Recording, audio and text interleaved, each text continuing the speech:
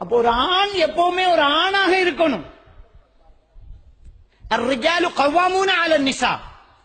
அல்லாஹ் தஆலா திருக்குர்ஆன்ல சொல்றான், ஆண்கள் தான் பெண்களை நிர்வாகம் செய்வார்கள். ஆண்கள் தான் பெண்களை நிர்வாகம் செய்வார்கள். நிர்வாகம் எப்படி செய்யறது? நம்ம இடத்துல நான் நிர்வாகம், உங்க வீட்டுல நான் வந்து இருந்துகிட்டே தண்ணி கொண்டா, நீ போய் சோறு இடத்துக்கு வாண்டோன்னு முதல்ல வெட்டக்கறங்க. நீங்க யார விட்டவாது யாருக்கு அதிகாரம் பண்ற? الرجال قوامون على النساء. ஆண் தான் பெண்களை நிர்வாகம் செய்வார்டா. எந்த பெண்ணு எந்த ஆண் நிர்வாகம் செய்யறது? காலத்துல பொண்டாட்டி ஒழுப்புவார், கல்யாணம் முடிச்சு அடுத்த காலத்துல என்ன பாத்ரூம் போக வேண்டியதானே. அதான் எங்க இருக்குன்னு தெரியாது. ஏண்டா இதுவும் கட்டலையே. அதான் சரி வாங்கண்டு முன்னால போவாள், இவர் பின்னால போவார். அன்றைக்கு போனவர் தான் பொண்டாட்டிக்கு பின்னாலே அவளை கேட்டுதான் உடுப்புங்களும். என்னொரு கேவலமான ஒரு நிலைமை. வெக்கம் இல்லை.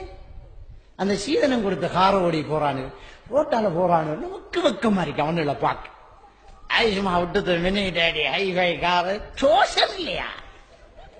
இன்னொருத்திர கார் எடுத்துட்டு போக கூட என்ன கப்பர் அப்படி ஜன்னல பண்ணி அந்த வாழைப்பழம் ஒரு சீப்பு, வாழைப்பழம் ஒரு சீப்பு டிரைவர் என்றாலும் கௌரவம் இருக்கு. இந்த சம்பளத்தோட கௌரவமா இருக்கு.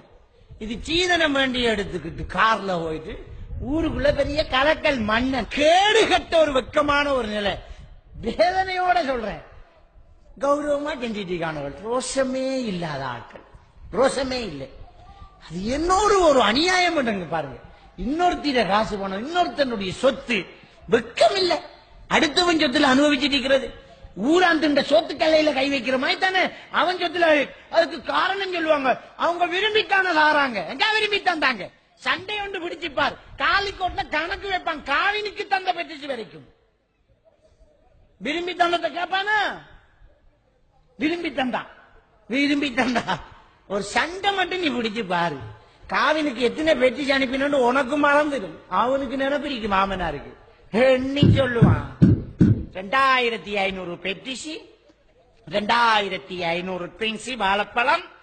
அதுல இருந்து மருமகன் அவ்வளவும் தந்து ஓட்டுதா. நீங்க கதைக்கணும், வாய துறக்கணும். அதோட இல்ல நான் அவளை மன்னிச்சுட்டேன், சேர்ந்து வாழ்றேன் நம்பார். வேற வழியே இல்லை. அவருக்கு மாட்டி எலிப்பொறியில மாட்டின மாதிரி நிலைமை. வெக்கம் இல்லையா? அப்ப எவ்வளவு ஒரு கேவலமான ஒரு வேலை இந்த சீதனம் வாங்குற. இஸ்லாம் எவ்வளவு கௌரவத்தை சொல்லுது.